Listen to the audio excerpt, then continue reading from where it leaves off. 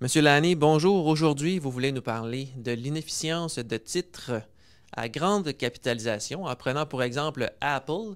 Pourquoi vous avez choisi Apple pour nous démontrer votre point de vue? Oui, donc Apple, c'est fascinant parce que c'est un titre qui est suivi par une armée d'analystes.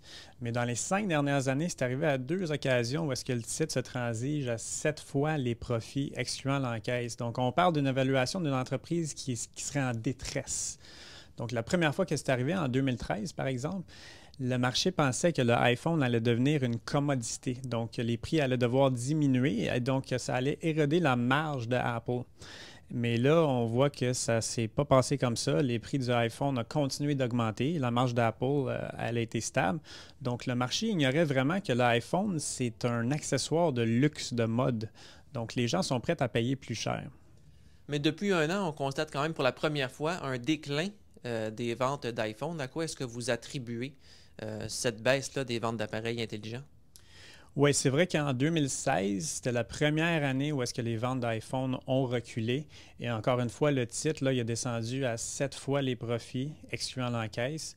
Et donc, c'était vraiment attribuable parce que l'année 2015 a été tellement bonne en termes de vente de iPhone 6. C'est quand Apple a sorti le iPhone avec le gros écran. Donc, les gens ont changé leur téléphone cette année-là en masse au lieu de le changer en 2016. Fait que c'est comme si les ventes ont été retirées vers l'avant si on veut. Alors, c'était normal là, qu'Apple subit un ralentissement en 2016 et donc c'était temporaire. Et maintenant, avec le lancement de l'iPhone 8, de l'iPhone 8S, de l'iPhone X, est-ce qu'on peut penser que tout ça va relancer les ventes d'iPhone chez Apple?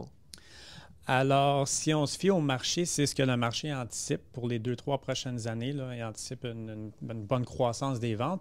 Et ça a quand même le potentiel, on pense, l'iPhone 10, de relancer les ventes si vraiment il y a un taux d'adoption élevé. On parle d'un téléphone qui est 40 plus cher qu'un iPhone 8.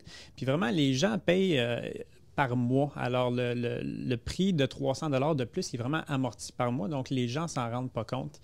Puis, il y a aussi, on pense qu'il va y avoir un bon cycle de remplacement, donc les gens vont plus remplacer leur téléphone dans les prochaines années. Et on parle d'Apple comme étant le premier titre qui pourrait atteindre les 1000 milliards de dollars américains de capitalisation boursière. Dans ce contexte-là, est-ce que c'est toujours un achat pour les investisseurs? Eh bien, on peut regarder quand que ça va atteindre cette évaluation-là. Là. C'est spéculatif pour l'instant. Alors, c'est de toujours là, regarder où ce qu'on en est aujourd'hui, faire une projection, puis voir si le titre est bien évalué.